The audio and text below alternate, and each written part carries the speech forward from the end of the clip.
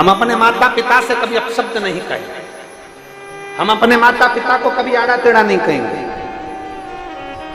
उसने किस तरह से पाला वो जानती है, हमें पढ़ाया लिखाया आगे बढ़ाया। हम अपनी मां को कभी अपशब्द नहीं कहेंगे,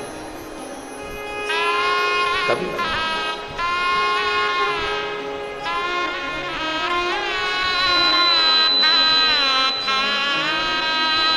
उसको आड़ा टेढ़ा क्यों?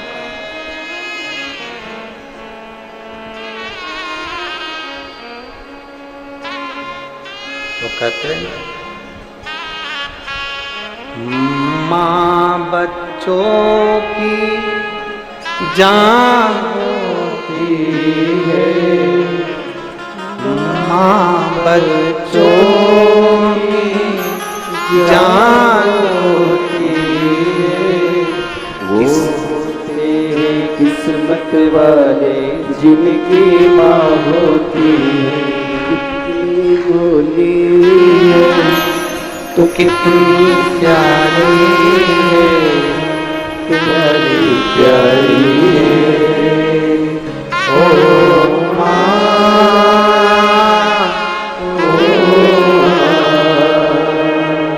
ओ माँ,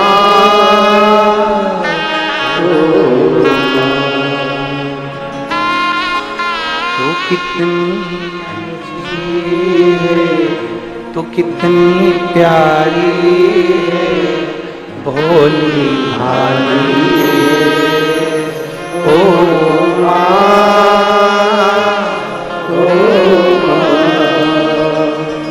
ओ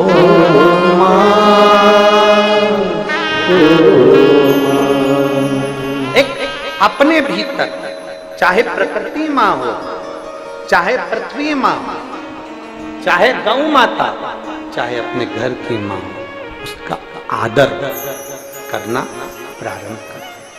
आदर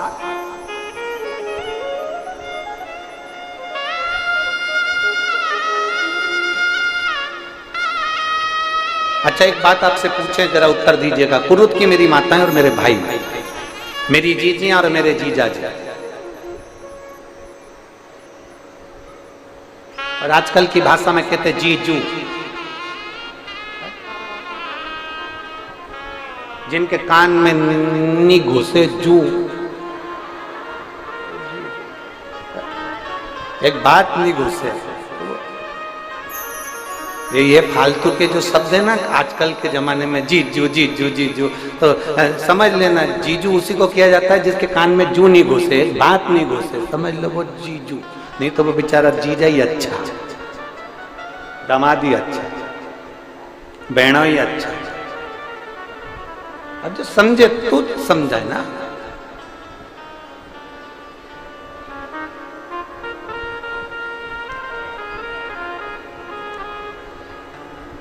एक शब्द अपने भीतर उतारता है, और जिस दिन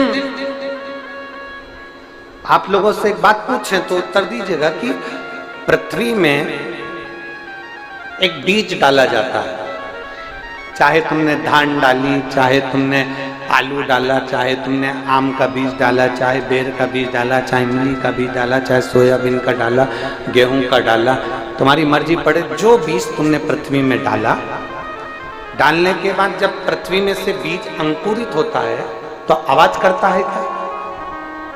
जम के बोलो जरा, आवाज करता है? चिल्ला चोट करता है?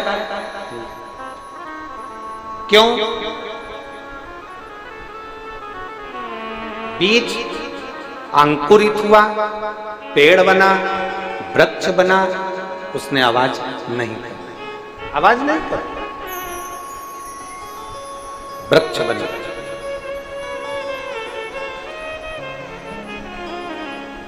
बहुत बड़ा वृक्ष बन गया, बढ़ता गया, आवाज करी क्या?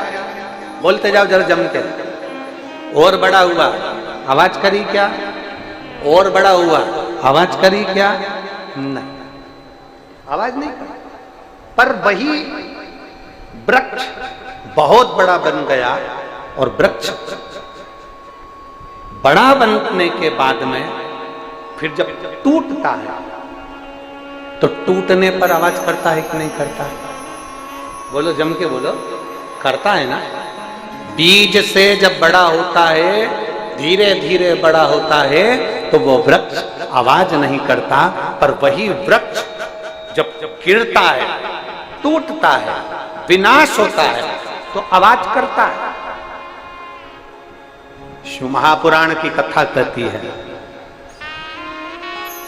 जब मेरे भोले बाबा तुम्हारा हाथ पकड़ लें और तुम्हें अंकुरित करें, संसार में तुम्हें आगे बढ़ाने का प्रयास करें, तो प्रयास करना कि हमको अपने मुंह से ज्यादा अपशब्द किसी को नहीं कहना। बीज बढ़ता जाता है, अंकुरित होता हुआ बीज जब बढ़ता है, मौन रहने वाला, शांत रहने वाला, जो मेहनत कर कर आगे बढ़ने वाला होता है, वो धीरे धीरे उन्नति की ओर बढ़ता जाता है। वो अहंकार के शब्द कभी नहीं कहता, कभी अभिमान के शब्द नहीं कहेगा। मैंने ऐसा करा, मैंने वैसा करा, मैंने यह काम करा, मैंने वो काम करा, मैंने 50 लोगों को पानी पिलाया, मैंने 25 लोगों को भोजन कराया, मैंने टेंट लगवाया, मैंने तंबू लगवाया, मैंने 4 लोगों को यहाँ बिठाया, मैंने 25 लोग बीमार पड़ गए उनका हॉस्पिटल भेज दिया, मैंने 70 लोगों के साथ में ऐसा कर दिया, मैंने 80 लोगों के साथ ऐसा कर दिया। नहीं, जिसको आगे बढ़ना है वो मौन रहे। जो टूटने वाला होता है वही शोर मचाएगा, आगे बढ़ने वाला शोर नहीं मचाएगा। क्यों नहीं मचाएगा? क्योंकि वृक्ष जब धीरे धीरे बढ़ता है तो अपनी आकृति खुद दिखा देता है कि मैं क्या हूं। मेरे आम लग रहे हैं, मेरा वृक्ष बड़ा हो गया, मैं छाया दे रहा हूं, वो खुद दिखाता है कि मैं हूं क्या। उसको दिखाने की जरूरत नहीं पड़ती, उसको बोलने की जरूरत नहीं पड़ती। उसी तरह जो उन्नति की ओर आगे बढ़ने वाला है, उसका कार्य, उसका कर्म, उसकी गति, उसका वैभव दुनिया के लोगों के सामने खुद दिखने लगता है। उसको दिखाने की जरूरत नहीं पड़ती। दिखावा उसको चाहिए जो आगे बढ़ ही नहीं रहा। दिखावा किसको चाहिए? जो शंकर का भगत है उसको दिखावे की जरूरत ही नहीं है। जो शिव को एक लोटा जल चढ़ा रहा है उसको दिखावे की जरूरत नहीं है। किसी ने कहा, एक महिला ने हमसे प्रश्न किया था परतवाड़ा में, वैसे तो हम 4 दिन नहीं मिलते, 4 दिन के बाद तो हम मिलते तो बात हो जाती है। तो कुछ महिलाओं ने प्रश्न किया। एक महिला प्रश्न करी, गुरुजी वो हम मंदिर में जाते हैं तो वहां पर एक पंडित जी बोले कि तुम मस्तक पर चंदन तिलक लगाया करो, त्रिपुंड लगाया करो, तुम शंकर जी की इतनी बड़ी भगत हो, शंकर के मंदिर रोज आती हो, तो मस्तक पर त्रिपुंड लगा लिया करो। तो गुरुजी हमें त्रिपुंड लगाना चाहिए कि नहीं लगाना चाहिए? हमने उस बहन से इतना सा कहा कि आप शिव के मंदिर जा रही हो, आप जल चढ़ा रही हो, आप भगवान को रिझा रही हो, जरूरी नहीं कि आप त्रिपुंड लगाएं। अपनी मांग में सिंदूर भरती हो, मस्तक पर बिंदी लगाती हो, हाथ में चूड़ी पहनती हो, पाँव में बिछुड़ी पहनती हो, बस इतना मेरे भोलेनाथ को मालूम है कि ये एक पतिव्रता धर्म का पालन करने वाली एक नारी है। हमें दिखावे से जरूरत नहीं है कि दिखावा करेंगे।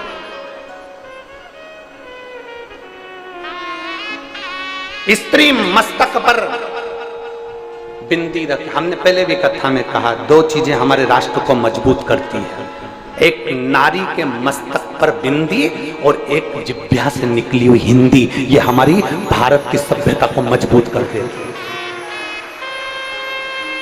हमारे सनातन धर्म को मजबूत कर देती है। एक मस्तक की बिंदी, किसी व्यक्ति में दम नहीं है कि नारी के मस्तक पर बिंदी है और उसको वो अपशब्द कह दे। हाँ, कोई बिंदी नहीं लगाया, कोई अपने फैशन के कारण बिंदी कुछ नहीं लगा रहा, बढ़िया आराम से घूम रहा है, तो लोग उसको अपशब्द कह सकते होंगे। पर जिस नारी के मस्तक पर बिंदी है, मांग में सिंदूर है, उस नारी को कोई अपशब्द नहीं कह सकता, कोई उंगली नहीं उठा सकता, उस नारी पर कोई आक्षेप नहीं कर सकता, उस नारी पर कोई कमेंट्स नहीं कर सकता। किसी की सामर्थ्यता नहीं है, क्योंकि बिंदी में इतना दम होता है, बिंदी में इतना दम होता है। जिह्वा से निकलने वाली हिंदी और मस्तक की बिंदी। हम निवेदन करेंगे, तिलक की जरूरत किसको है? हम निवेदन करेंगे, त्रिपुंड की जरूरत किसको है? हम निवेदन करेंगे, मस्तक पर तिलक धारण करने की जरूरत आज के नवयुवक बेटाओं को है, आज के नवयुवक बेटियों को है। तिलक की जरूरत आज के युवाओं को है, आज के भाइयों को है, जो मस्तक पर तिलक भी नहीं धारण कर।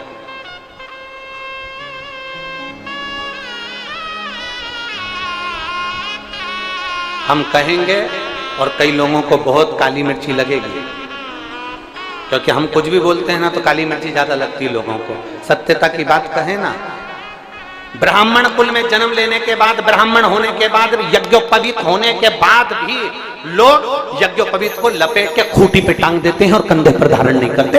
ये स्थिति चल रही है।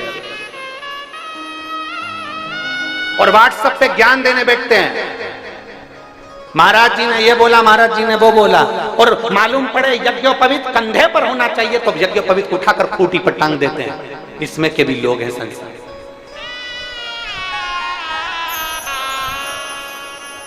एक यज्ञोपवीत तुम कंधे पर नहीं डाल सकते, मस्तक पर एक तिलक नहीं लगा सकते, मत लगाओ त्रिपुण, तुम्हारी मर्जी पड़े कंकु का तिलक ही लगा लो, एक बिंदी लगा लो, एक चंदन की बिंदी लगा लो मस्तक पर, बहुत है उतना।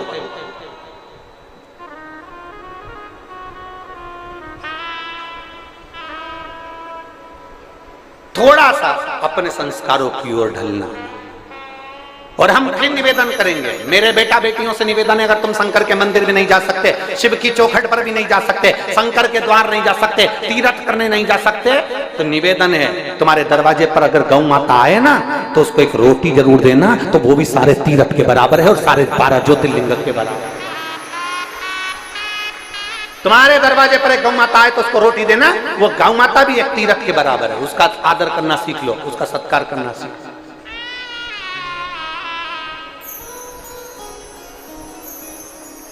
जो गाय को डंडे से मारता है ना, वही गौ माता अगले जन्म में बहू बन के आती है और डुकरिया तेरे को खूब दोचती है। जिन सास बहू की आपस में नहीं बनती हो ना, जिस सास बहू में बहुत झगड़ा रहता हो, तो समझ लेना, सास जान लेना, अगर तेरी बहू तुझे रोटी नहीं दे रही और सही से व्यवहार नहीं कर रही, तो समझ लेना अगले जन्म में ये समझ लेना कि ये गाय थी और तू घर की मालकिन थी। ये दरवाजे पे आती थी और तू रोटी एक बार देने के बाद वो फिर आ जाती थी, दूसरी बार तो तू डंडा लेकर बैठ जाती थी। इसलिए बहू भी एक बार चाय देने के बाद दूसरी बार घुर्रा के देखती है, वो भी घुर्रा के देखती है। एक बार चाय देगी, दूसरी बार तुमने बोला तो घुर्रा के बोलेगी, एक बार दे देगी, दूसरी बार घुर्रा के बोलेगी, एक बात का जवाब सही से देगी, दूसरी बार घुर्रा के बोलेगी, क्योंकि तुम भी ऐसे ही थे, एक बार रोटी देते थे, दूसरी बार डंडा लेके बैठ जाते थे। हट चल, कहां से आ गई? घर के लोगों से कहते थे अभी तो आई थी, अभी तो रोटी दी थी, भगा इसको यहाँ से, डंडा लेके बैठ गए, चिल्ला चोट कर दी, एक लोटा पानी भर के लाई और डाल दिया। जैसे हम बाथरूम में गई, पानी भर के लाई, गाय माता पे डाल दिया। बहू ने देख लिया, गौ माता ने देख लिया, मैं भी इतनी बहू बन के आऊंगी, रुक जा, चाय में दूध मैं पीऊंगी और पानी तुझे मिलाकर पिलाऊंगी। तूने एक लोटा डाला था, एक लोटा में भी चाय में पिलाऊंगी, जा जा जा कर। मत बुरे कर्म कर बंदे वरना पछताए ना, भगवान की आंखों से तू बच नहीं पाएगा, तू बच नहीं पाएगा। तुमने उस पे एक लोटा पानी डाला तो उसने गौ माता जो बहू बन के आई ना, उसने भी एक काम करा बहुत जोरदार। वो भी जब चाय बनाती थी तब एक लोटा पानी मिला देती थी टुकरिया की, चाय चाय पानी डाला ना तुमने।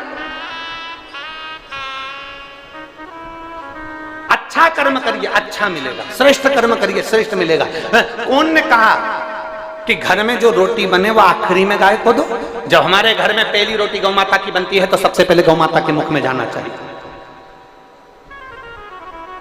यहाँ इतने बैठे हैं जिनके घर में गाय बस वहीं चली जाती, वो भी बहू रोटी बना के उड़ जाएगी, सबसे कहेगी ले गाय को दिया रही, ले गाय को दिया रही, ले गाय को दिया रही, मम्मी अभी जाऊंगा, मम्मी अभी जाऊंगा। इतने में उसने पति से कहा तुम दिया हो ना? पति बोला मैं तो दुकान जाने में देरी हो रही। बाद में बेचारी पत्नी, घर में गाय, बेचारी पत्नी उठेगी तब रोटी दे के आएगी।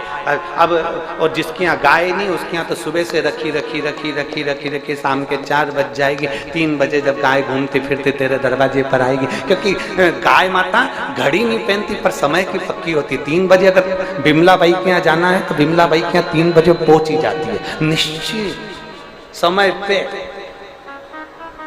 ये गाय माता की सबसे बड़ी खूबी है, वो श्रेष्ठता, सहज आदर करो।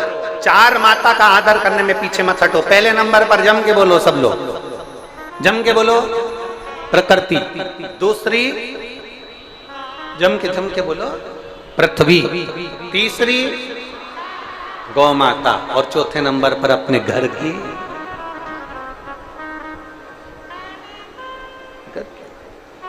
केवल नवरात्रि में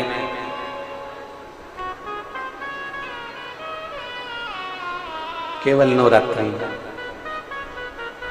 माता जी को चूना रोड़ाने से तुम्हें 9 दिन व्रत का फल नहीं मिलेगा। नवरात्रि का फल जब मिलेगा जब आप अपने घर की माता का और पिता का आदर करना चालू करो। आदर करना।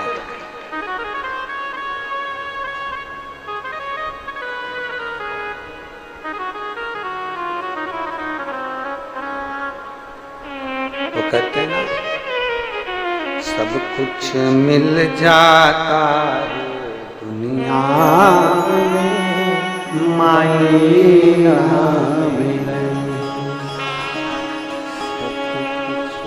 माई के दुधवन जैसन कौ, माई ना मिले।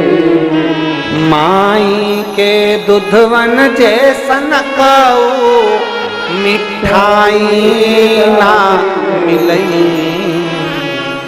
सब कुछ मिल जाता है दुनिया में, पर माई ना मिलई। सब कुछ मिल जाता है दुनिया में, पर माई खुद गीले में सोती है, तुझे सूखे सुलाती। खुद भूखी रह जाती है, तुझे निवला खिलाती। माई के आशीष जैसन कौ, माई के आशीष जैसन को आशीष ना मिलई। सब कुछ मिल जाता है दुनिया में, माई ना मिलई। सब कुछ मिल जाता है दुनिया में, माई।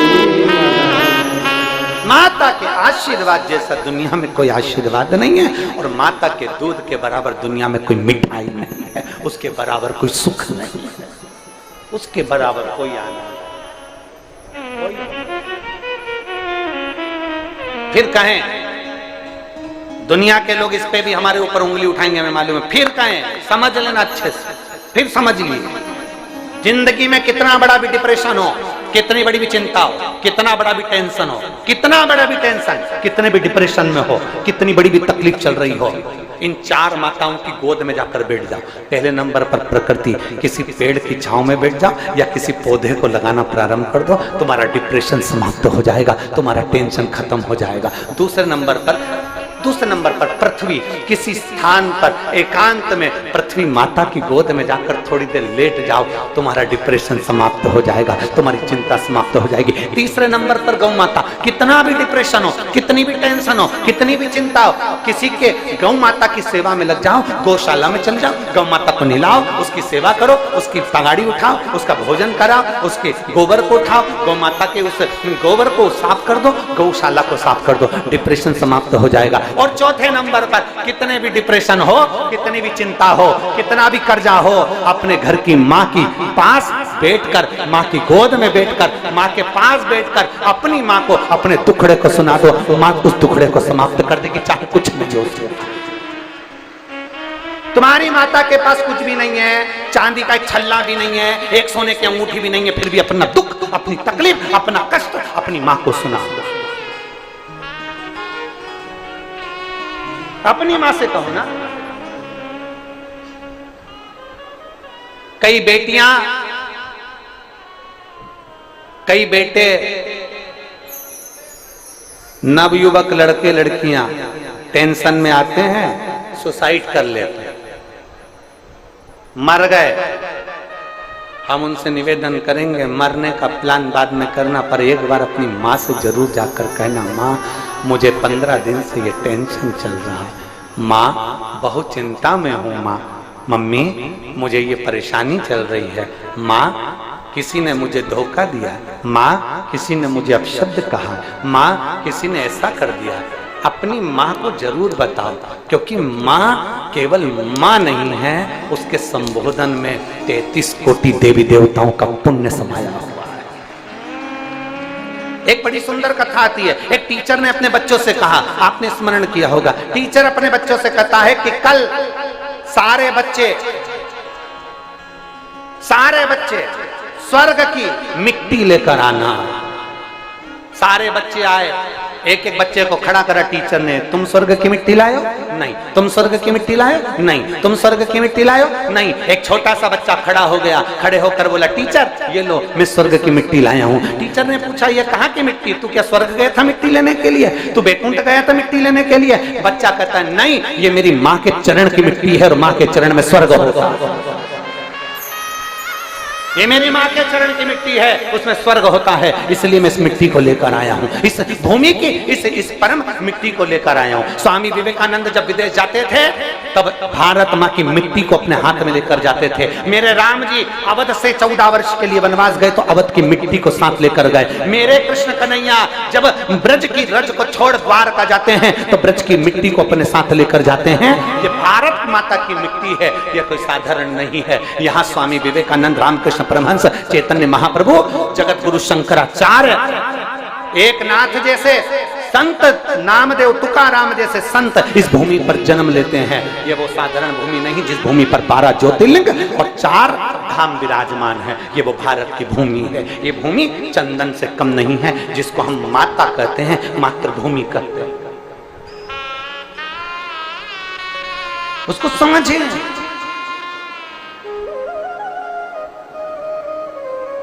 उसको पहचाने, उसको जानने का प्रयास करें।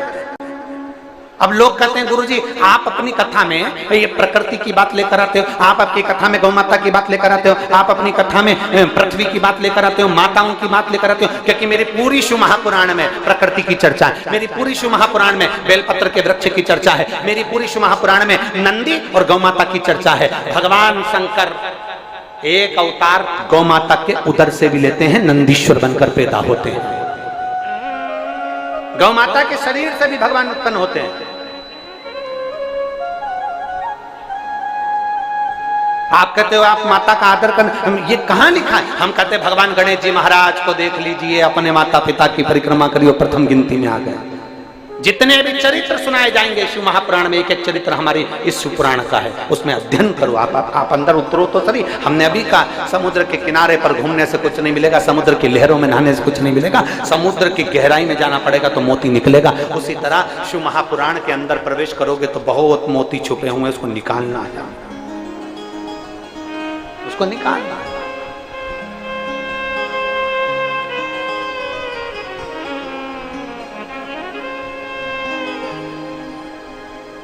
उसको वो कहते हैं, धन का बिस्तर मिल जाए पर नींद को तरसे, धन का बिस्तर मिल जाए पर नींद को तरसे, और कांटों पर भी सोकर आए किसी के मन को चैन। अरे कोई कारण होगा, अरे कोई कारण होगा।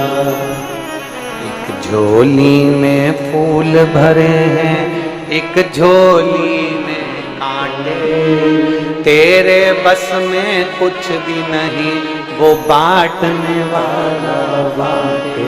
अरे कोई कारण होगा, तुम भी बोलो, अरे कोई कारण होगा। धन का बिस्तर मिल जाए पर नींद को तरसे नैन। बहुत सारे बैठे होंगे जिनके घर में एसी लगा है, डनलप का गद्दा है, वीआईपी रूम है, परंतु नींद गायब है। 12 बजे तक भी मोबाइल चला रहा, पर नींद नहीं आ रही। पत्नी के सो जाओ, पति के नींद तो आए, नींद ही नहीं आ रही। चेन पंखे की स्पीड बढ़ा दी, एसी चल रहा था तो भी पसीना आ रहा है, अब कह रहा नींद नहीं आ रही। और एक व्यक्ति वो है खेत में पड़ा है, खुली जमीन पर। कभी आइए इस पावन प्रांगण में, पंडाल में इतने सारे भगत सोते हैं, कोई उठ रहा है, कोई चिल्ला रहा है, कोई भजन गा रहा है, तो भी इनके नेत्र में जब नींद आती है ना, तो भोलेनाथ आकर इनको पंखा कर कर जाता है। इतनी गर्मी में भी ये चैन की नींद सोते हैं। कुछ तो शिव होता है कि धन का बिस्तर मिल जाए, नींद को तरसे। कई बैठे हैं यहाँ जिनको नींद नहीं आती, रात में 11-12 बजे तक भी, उसके बाद भी बैठे हैं थोड़ी देर। भगवान जब नींद आई ज्यादा तो फिर नींद की गोली खा ली।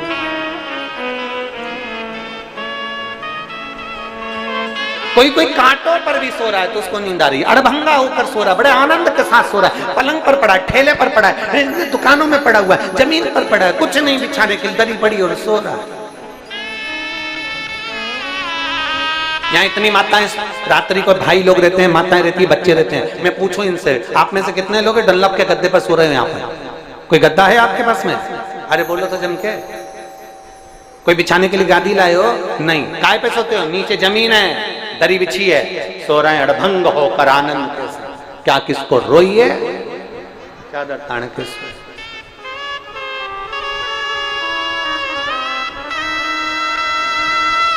कुछ तो परमात्मा के पास है, कुछ उसने अपने पास में ना जाने क्या क्या रख रखा है, ये तो वही जान सकता है। वही एक पत्र है, देखो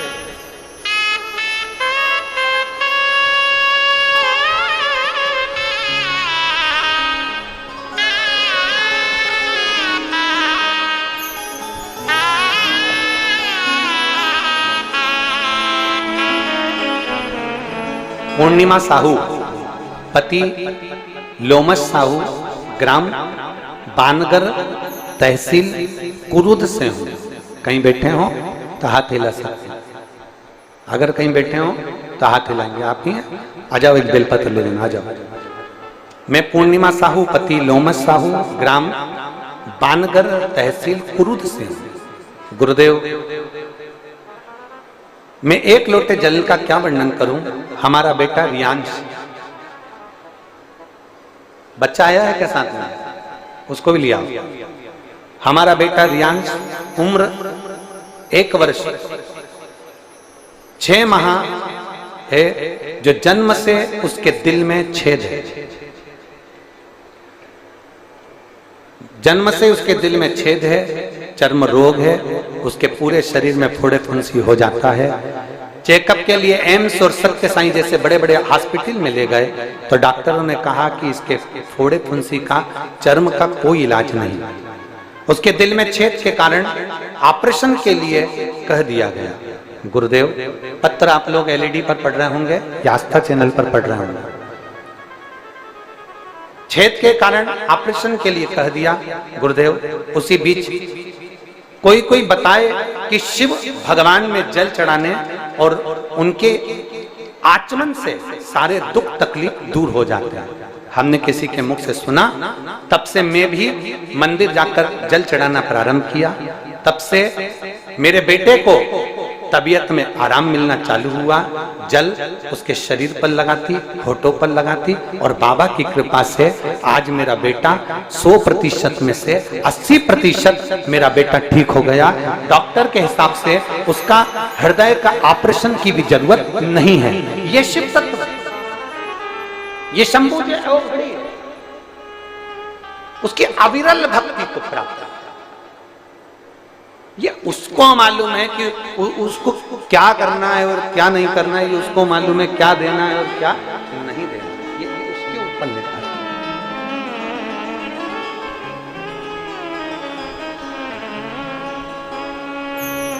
और धन का बिस्तर मिल जाए पर नींद को तरसे, कांटों पर सोकर आए, किसी के मन को छूए। अरे कोई कारण होगा, अरे कोई कारण होगा, अरे कोई कारण होगा, अरे कोई कारण होगा। और कितना सुंदर प्रसंग कहा कि सांप भी डस ले तो मिल जाए किसी को जीवन का। किसी का एक्सीडेंट हो गया, ऐसा लग रहा है कि बिल्कुल एक्सीडेंट हो गया, तो भी बाबा ने उसको बचा लिया। ऐसा आया हाथ पर उठा कर ले गया, ऐसा आया हथेली पर उठा लिया। सांप भी डस ले तो मिल जाए किसी को जीवन का, और एक चींटी के कांटे से मिट जाए नाम और निशान। अरे कोई कारण होगा, अरे कोई कारण। घर का आखिरी चिराग, घर का आखिरी बच्चा, और कोई चींटी ने काट लिया ऐसी जगह, प्राण छूट गए। सांप डसा, बच गए। एक्सीडेंट हुआ, बच गए। चींटी काटी,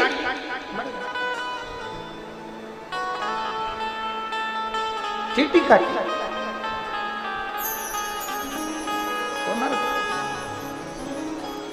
कि सांप भी डस ले तो मिल जाए किसी को जीवन, और एक चींटी के काटे से मिट जाए नाम और निशान। अरे कोई कारण होगा, अरे कोई कारण होगा, अरे कोई कारण होगा, अरे कोई कारण होगा।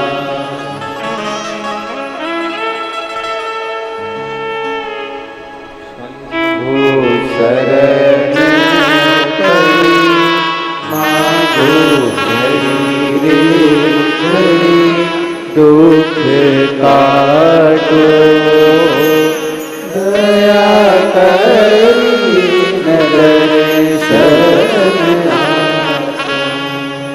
शिव तत्व की प्राप्ति, शिव तत्व। हृदय में छेद है इस बच्चे को, उसके कारणवश इसका विकास डॉक्टर के हिसाब से रुका हुआ, पर धीरे धीरे धीरे धीरे शरीर अब विकास करना प्रारंभ। ये शिव तत्व। क्या जीवन का एक फिर निवेदन करेंगे कि ये जीवन बड़ा विचित्र है। इसमें फिर निवेदन है, चतुराई चौपट करे, ज्ञानी गोते खाए, और भोले भाले भक्त को मेरा महादेव मिल जाए। सहज हो जाओ, सरल हो जाओ, जितने सरल हो सकते उतने हो जाओ, मिलेगा। शिव को मिलने में देरी नहीं, मिलेगा। और जब वो मिलेगा तो जीवन के सारे दुख अपने आप समाप्त होगा, अपने आप।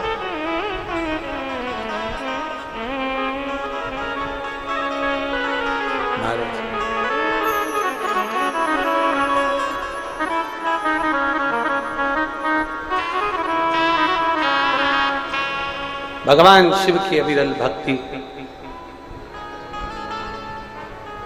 स्मरण है।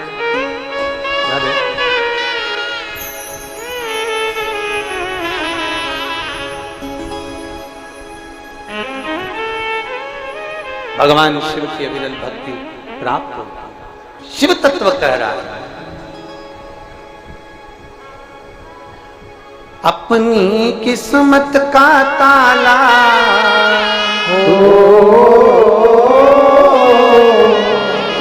अपनी किस्मत का ताला तुम खोलते चलो, श्री शिवाय